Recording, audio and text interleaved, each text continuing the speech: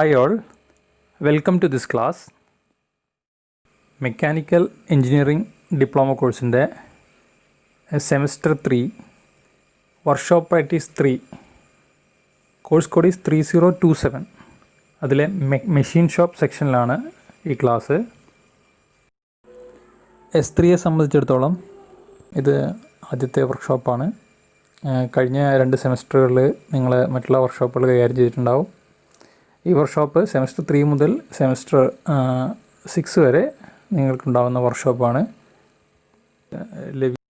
Mechanical engineering diploma കോഴ്സിലെ വളരെ പ്രധാനപ്പെട്ട ഒരു വർക്ക്ഷോപ്പാണ്.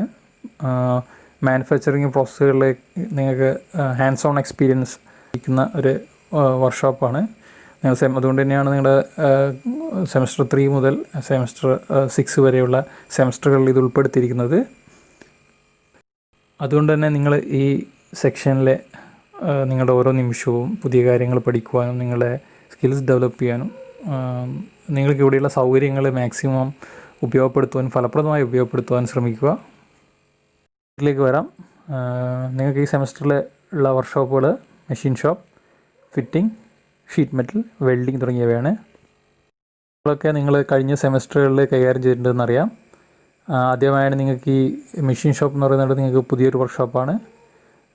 മറ്റുള്ള സെക്ഷനുകളൊക്കെ നിങ്ങൾ ഹാൻഡ് ടൂൾസ് ഉപയോഗിച്ചിട്ടാണ് വർക്ക് ചെയ്തിരുന്നത്.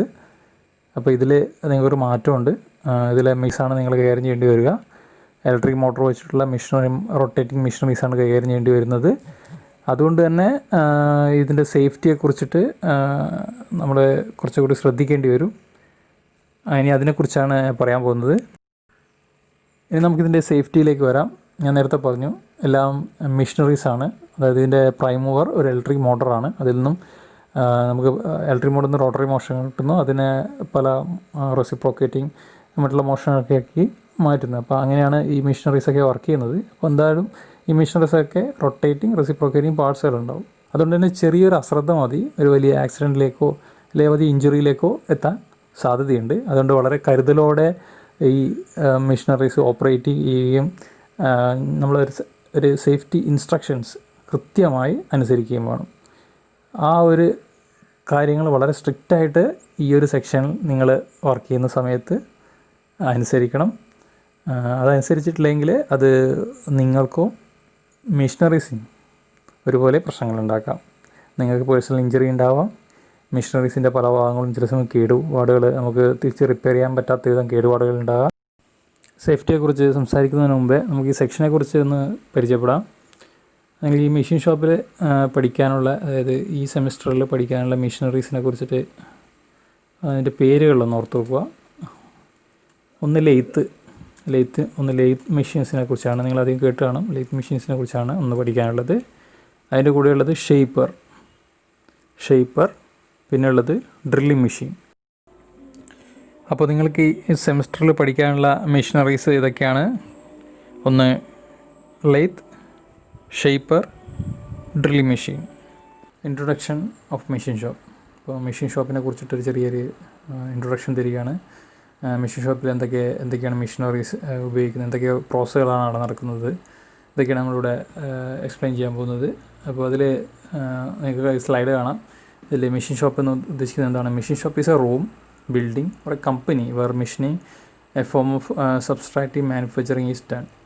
അപ്പോൾ അതിൽ ഒരു ചെറിയൊരു കുറേ മെഷീനറീസിനുള്ള ഒരു ചെറിയ റൂം അല്ലെങ്കിൽ ഒരു മെഷീനിങ് നടക്കുന്ന ഒരു സ്ഥലം, അതാണ് ഉദ്ദേശിക്കുന്നത്. Machine shop machiners use machine tools and cutting tools to make parts usually of മെറ്റലും അല്ലെങ്കിൽ പ്ലാസ്റ്റിക് ഉപയോഗിച്ചിട്ട് മെഷീനറീസ് യൂസ് ചെയ്തുകൊണ്ട് മെഷീൻ ടൂൾസ് ഉപയോഗിച്ചുകൊണ്ട് മെഷീനിസ്റ്റ് പാർട്സുകളൊക്കെ ഉണ്ടാക്കാൻ വേണ്ടിയിട്ട് ഉപയോഗിക്കുന്ന സ്ഥലം.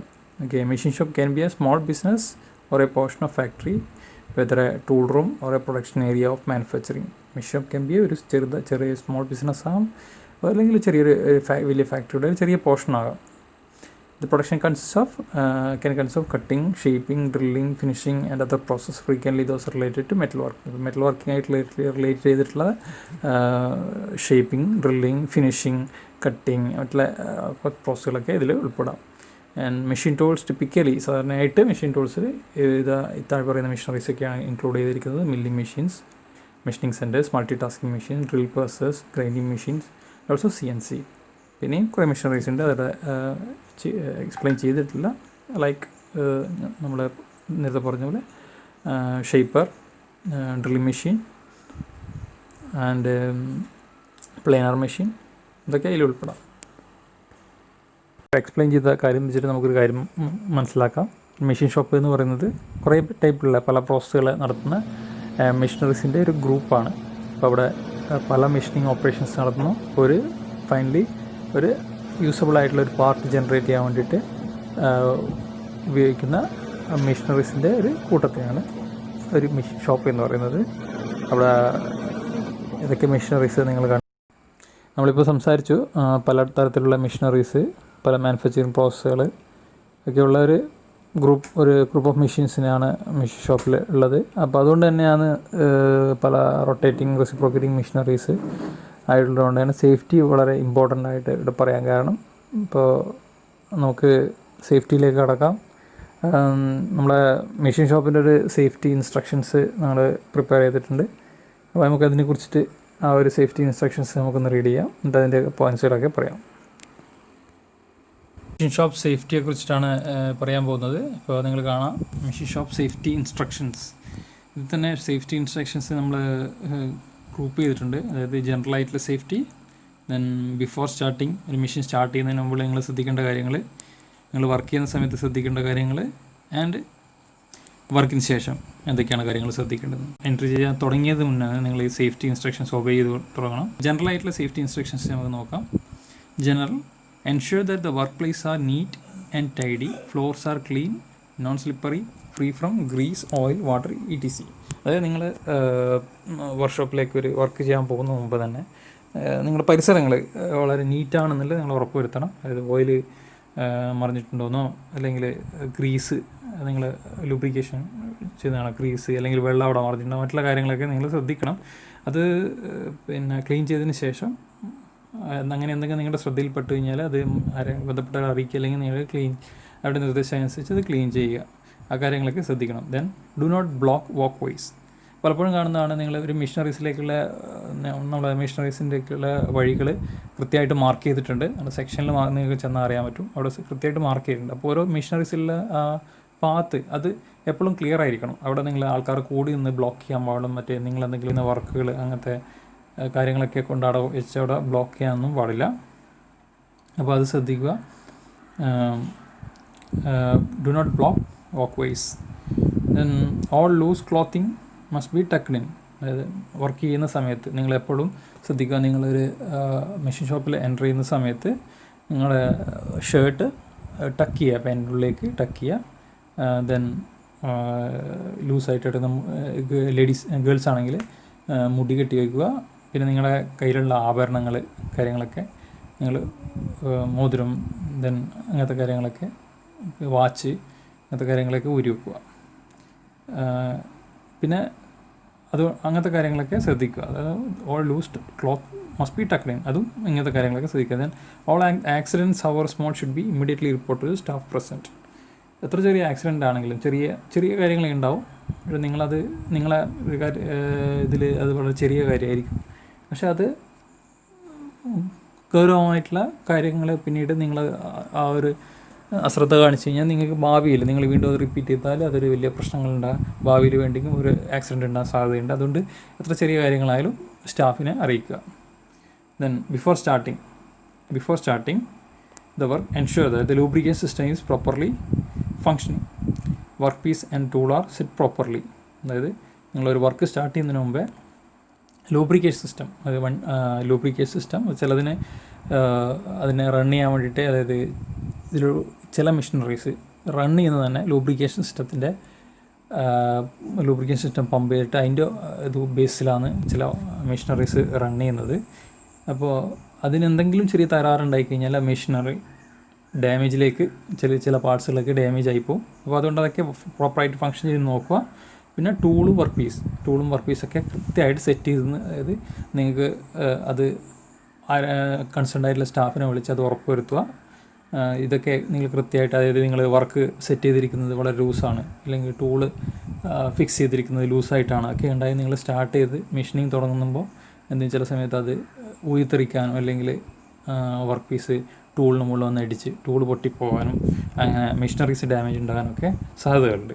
അപ്പോൾ അതുകൊണ്ടാണ് പറയുന്നത് work piece and tool are set properly, അത് കറക്റ്റായിട്ട് സെറ്റ് ചെയ്തിരിക്കണം. Then meshing gears are in proper mesh in correct position. The power feed levers are in neutral position. അതായത് ഒരു വർക്ക് മെഷീൻ സ്റ്റാർട്ട് ചെയ്യുന്ന മുമ്പ് നിങ്ങൾ എപ്പോഴും ശ്രദ്ധിക്കുക ഗിയേഴ്സ് ന്യൂട്രൽ പൊസിഷനിലായിരിക്കണം. ഗിയേഴ്സ് എൻഗേജ്ഡ് പൊസിഷനിൽ സ്റ്റാർട്ട് ചെയ്യാൻ പാടില്ല. ഗിയർ എൻഗേജ് പൊസിഷനിൽ സ്റ്റാർട്ട് ചെയ്ത് കഴിഞ്ഞത് അപ്രതീക്ഷിതമായിട്ട് നിങ്ങൾ പ്രതീക്ഷിക്കാണ്ട് തന്നെ ചില സമയം നിങ്ങളുടെ കൈ മെഷീനറീസിൻ്റെ എവിടെയെങ്കിലും സ്ഥലത്തായിരിക്കും, പെട്ടെന്ന് മെഷീൻ സ്റ്റാർട്ട് ചെയ്യാൻ തുടങ്ങും. സ്റ്റാർട്ട് ചെയ്യാൻ നിങ്ങളുടെ കൈ അതിൻ്റെ ഉള്ളിൽ പോകും, അല്ലെങ്കിൽ ചില സമയം മുടി അതിൻ്റെ ഉള്ളിലേക്ക് പോകും, മറ്റുള്ള പാർട്സുകളൊക്കെ ചില സമയം പോയിട്ട് ആക്സിഡൻറ്റിൽ സാധ്യതയുണ്ട്. അതുകൊണ്ടാണ് വളരെ ശ്രദ്ധിച്ചിട്ട് ന്യൂട്രൽ പൊസിഷൻ, ഗിയർ ന്യൂട്രൽ പൊസിഷനാണെന്ന് നോക്കുക.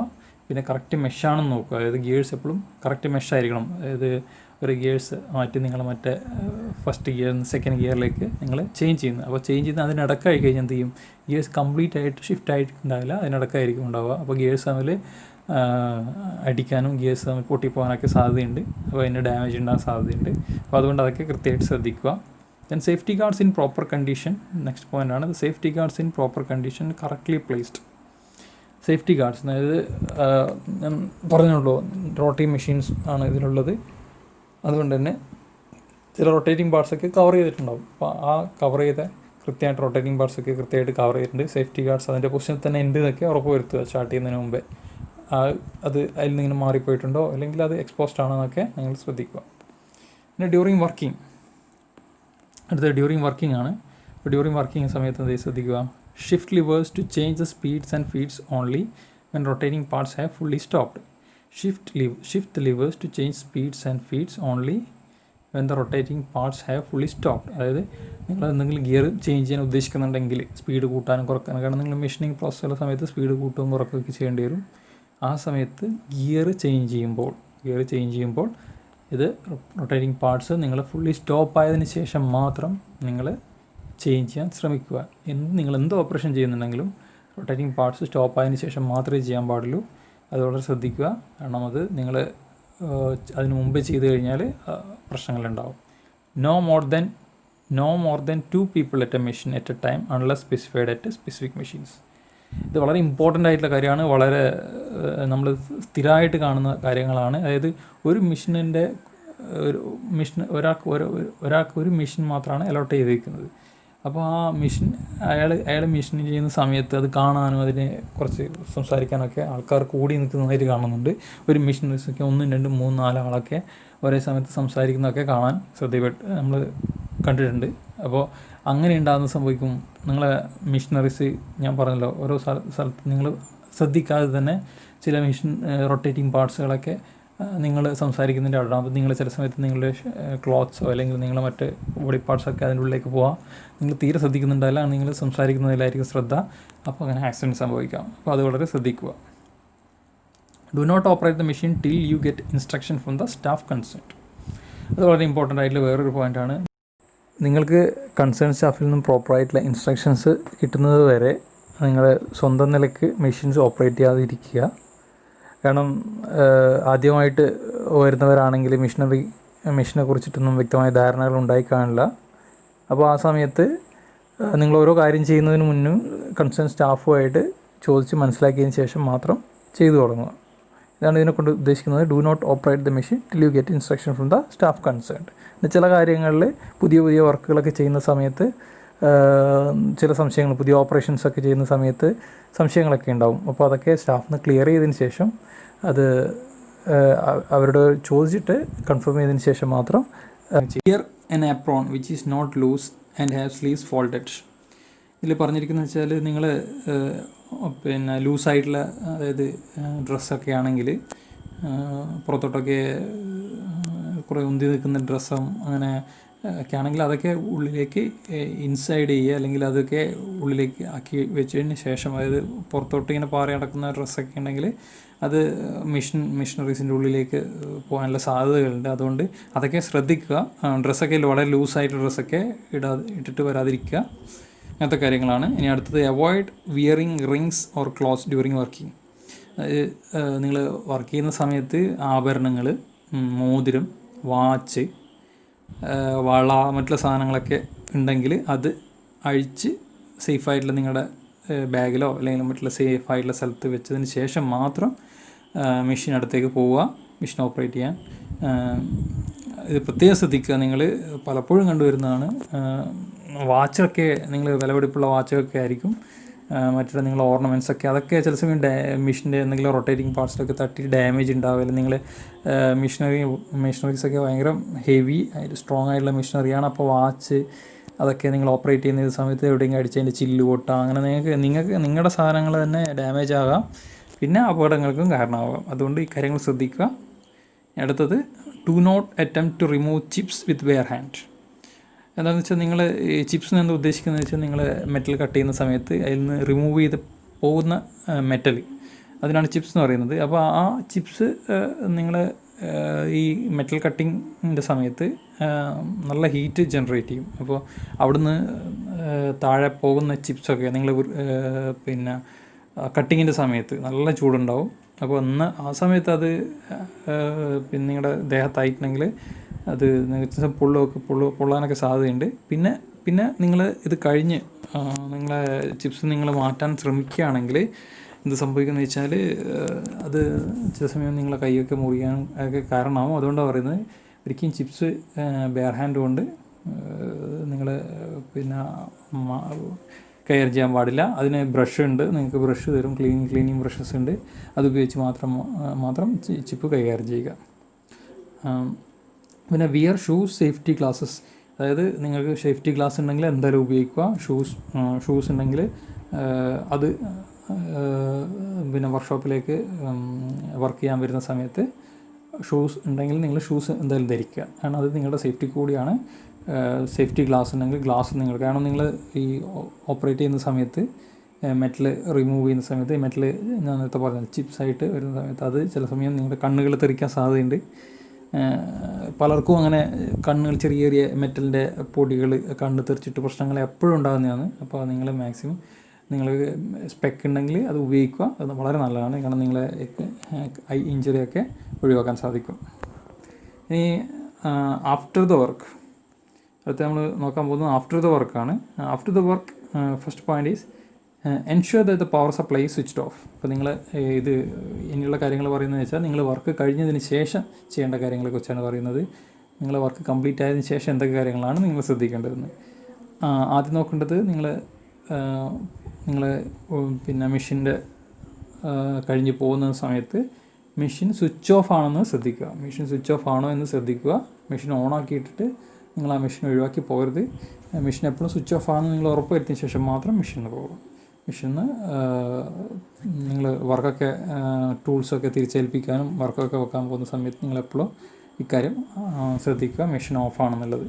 Then clean the machine with brush and wipe with cotton waste. എപ്പോഴും ശ്രദ്ധിക്കേണ്ടതെന്ന് വെച്ചാൽ, പലപ്പോഴും പിന്നെ പലരും ചെയ്യുന്ന കാര്യങ്ങളാണ്, ഒരു ഓപ്പറേഷൻസ് നിങ്ങൾക്ക് തന്നൊരു വർക്ക് ചെയ്ത് കഴിഞ്ഞതിന് ശേഷം എപ്പോഴും നിങ്ങൾ മെഷീൻ ക്ലീനാക്കിയതിന് ശേഷം മാത്രമേ അവിടെ വിടാൻ പാടുള്ളൂ. നിങ്ങളുടെ ടൂൾസ് പിന്നെ ചില ആൾക്കാർ എന്ത് ചെയ്യുന്ന വെച്ചാൽ, ഈ ടൂൾസ് തിരിച്ചേൽപ്പിക്കാൻ വരുമ്പോൾ ടൂൾസ് വെച്ച് കൈയും കഴുകാൻ പോവുകയാണ് പതിവ്. പലപ്പോഴും കാണുന്നതാണ്. പലപ്പോഴും മെഷീനൊക്കെ വളരെ ഡേർട്ടി ആയിട്ട് അവിടെ ഇവിടെയൊക്കെ ചെയ്തതിൻ്റെയൊക്കെ ബാക്കി ഉണ്ടാവും. അതൊക്കെ മറ്റുള്ള നമ്മുടെ സ്റ്റാഫുകൾ തന്നെ ചെയ്യേണ്ട അവസ്ഥയാണ് ഉണ്ടാകുന്നത്. അപ്പോൾ ഇത് പ്രത്യേകം ശ്രദ്ധിക്കുക. നിങ്ങൾ തന്നെ മെഷീനിങ് ചെയ്തതിന് ശേഷം ബാക്കി വരുന്ന വേസ്റ്റുകൾ, അപ്പോൾ ഒരു മെഷീനിങ് ചെയ്ത് കഴിഞ്ഞാൽ കുറേ മെറ്റലിൻ്റെ വേസ്റ്റുകളുണ്ടാവും. ആ വേസ്റ്റുകൾ, ഗ്രീസ്, ഓയിൽ, ഇതൊക്കെ ഉണ്ട്. എല്ലാം ക്ലീൻ ആക്കിയതിന് ശേഷം, അതായത് ബെഡ് കംപ്ലീറ്റ് ക്ലീൻ ആക്കിയതിന് ശേഷം മാത്രം നിങ്ങൾ പിന്നെ ടൂൾസ് തിരിച്ചേൽപ്പിക്കാൻ വരുമോ അല്ലെങ്കിൽ കൈ കഴുകാനൊക്കെ പോവുകയോ ചെയ്യുക. കാരണം ഈ മെഷീനിങ്ങിൻ്റെ ഭാഗമായിട്ടുണ്ടാകുന്ന ചിപ്സ് ഇത് മെഷീൻ്റെ ബെഡ് വേസിൻ്റെ ഉള്ളിലേക്ക് പോകാനും അതിൻ്റെ ഓരോ സ്ക്രൂസ് കാര്യങ്ങളൊക്കെ ഉണ്ട്, അതിൻ്റെ ഉള്ളിലേക്ക് പോകാനും അത് കാലക്രമേണ അത് ജാമാകാനും പിന്നെ മറ്റുള്ള പ്രശ്നങ്ങൾ, അതിന് ചെറിയ കലയൊക്കെ വീണ് കഴിഞ്ഞാൽ അതിൻ്റെ ബെഡിനൊക്കെ ഡാമേജ് ഉണ്ടാവും. ലോങ് ടേമിൽ അതിനെ മെഷീൻ പിന്നെ ഉപയോഗിക്കാൻ പറ്റാത്ത അവസ്ഥയിലേക്ക് എത്തും. അപ്പോൾ അതുകൊണ്ട് തന്നെ പറയുന്നത്, എപ്പോഴും മെഷീൻ നിങ്ങൾ ലീവ് ചെയ്യുന്ന സമയത്ത് വളരെ നീറ്റ് ആൻഡ് ക്ലീൻ ആയിരിക്കണം. അത് ചെയ്തിട്ട് മാത്രം നിങ്ങൾ പിന്നെ എന്ത് ചെയ്യുക, ടൂൾസൊക്കെ തിരിച്ചേൽപ്പിക്കാൻ, അല്ലെങ്കിൽ അത് നിങ്ങൾ ക്ലീൻ ചെയ്തതിന് ശേഷം കൺസേൺ സ്റ്റാഫിനെ അറിയിക്കുക ക്ലീൻ ചെയ്തതെന്നുള്ളത്. Oil the bed ways and lubricating points. അതായത് നിങ്ങൾ വർക്ക് കഴിഞ്ഞതിന് ശേഷം എന്ത് ചെയ്യുകയെന്ന് വെച്ചാൽ അതിൻ്റെ ബെഡ് വേസും ലൂബ്രിക്കേറ്റിംഗ് റൊട്ടേറ്റിംഗ് പാർട്സ് ഉണ്ടെങ്കിൽ ലൂബ്രിക്കേറ്റ് ചെയ്യേണ്ട ഭാഗങ്ങളൊക്കെ ഓയിൽ ഉപയോഗിച്ചിട്ട് ലൂബ്രിക്കേറ്റ് ചെയ്യുക. Clean the precision instruments and wipe them dry before storing. അപ്പോൾ നിങ്ങൾക്ക് തന്ന വളരെ വില കൂടിയ പ്രസിഷൻ ഇൻസ്ട്രുമെൻറ്റ്സ് ഒക്കെ ഉണ്ട്, അതൊക്കെ വലിയ വിലയുള്ള സാധനങ്ങളാണ്. അപ്പോൾ അത് നിങ്ങൾ തിരിച്ചേൽപ്പിക്കുന്നതിന് മുമ്പേ അത് എന്ത് ചെയ്യുക, അത് വളരെ ക്ലീനായിട്ട് നിങ്ങൾ ഓപ്പറേഷൻ കഴിയുമ്പോൾ തന്നെ നിങ്ങൾ ആ ടൂൾസ് അവിടെ ഇവിടെയൊക്കെ എടുത്ത് മറ്റുള്ളവരൊക്കെ കൊണ്ടുപോയി അങ്ങനെ ആകെ ഡേർട്ടി ആയിട്ടുണ്ടാവും. അതിൽ പിന്നെ പല കാര്യങ്ങളും അതിൻ്റെ അഴുക്കും കാര്യങ്ങളൊക്കെ കയറി അത് പിന്നീട് അത് ഓപ്പറേറ്റ് ചെയ്യുന്ന സമയത്ത് അത് പിന്നെ കുറേ കഴിയുമ്പോഴേക്കും അത് ഡാമേജ് വരും, പിന്നെ അത് ഉപയോഗിക്കാൻ പറ്റാത്ത അവസ്ഥയിലേക്ക് വരും. അപ്പോൾ അതൊക്കെ മറ്റുള്ളവർക്കും ഇനിയും എത്രയോ കാലം ഉപയോഗിക്കേണ്ടതാണ്. അപ്പോൾ അതെല്ലാം ശ്രദ്ധിക്കുക. അപ്പോൾ പ്രഷർ ഇൻസ്ട്രുമെൻറ്റ്സും ടൂൾസും ഒക്കെ തിരിച്ചേൽപ്പിക്കുന്ന സമയത്ത് വളരെ ശ്രദ്ധിക്കുക, അതൊക്കെ വളരെ നീറ്റ് ആൻഡ് ക്ലീൻ ആയിട്ട് തിരിച്ചേൽപ്പിക്കുക. Clean the cutting tools and place them in respective places. Cutting tools clean ചെയ്യുക. കട്ടിംഗ് ടൂൾസ് നിങ്ങളൊരു ഓപ്പറേഷൻ കഴിയുമ്പോഴേക്ക് കട്ടിംഗ് ടൂൾസിൻ്റെ മുകളിലൊക്കെ കുറേ മെറ്റൽസും കാര്യങ്ങളൊക്കെ ഉണ്ടാവും. അപ്പോൾ അത് കുറേ കാരണം നിങ്ങൾ കട്ടിങ്ങിൻ്റെ ഭാഗമായിട്ടുള്ള ചിപ്സൊക്കെ അവിടെ അക്യുമുലേറ്റ് ചെയ്തിട്ടുണ്ടാവും. അപ്പോൾ അതൊക്കെ ക്ലീൻ ചെയ്ത് വളരെ നീറ്റായതിന് ശേഷം പ്രോപ്പറായി നിങ്ങൾക്ക് എവിടെയാണ് കട്ടിംഗ് ടൂൾസ് വെക്കാനൊരു സ്ഥലമുണ്ട് അവിടെ തിരിച്ചേൽപ്പിക്കുക.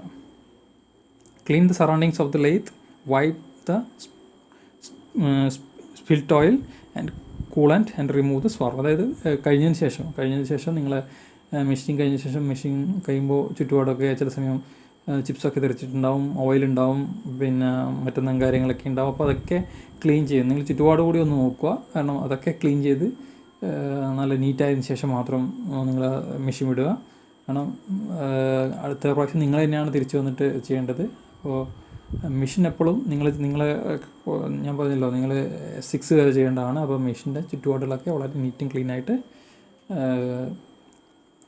വയ്ക്കുക. അപ്പോൾ ഇത്രയും കാര്യങ്ങളാണ് പിന്നെ പറയാനുള്ളത്. ഇതിൽ കുറച്ച് വളരെ ഇമ്പോർട്ടൻ്റ് ആയിട്ടുള്ള പോയിൻറ്റ്സ് മാത്രമേ ഞാനിവിടെ പറഞ്ഞിട്ടുള്ളൂ. ഇന്നും കുറേ കാര്യങ്ങൾ പറയാനുണ്ട്. അതൊക്കെ നിങ്ങൾ നേരിട്ടിട്ട് വർക്കുകളിലേക്ക് വരുന്ന സമയത്ത് പറയാനേ പറ്റൂ, കാരണം ഇതിനൊക്കെ ലിമിറ്റേഷൻസ് ഉണ്ട്. അപ്പോൾ ഈ പ്രധാനപ്പെട്ട പോയിൻറ്റ്സുകളൊക്കെ ശ്രദ്ധിക്കുക. ഇതെല്ലാം നിങ്ങൾക്ക് മനസ്സിലായി കാണുമെന്ന് പ്രതീക്ഷിക്കുന്നു. അപ്പോൾ എല്ലാവർക്കും നന്ദി.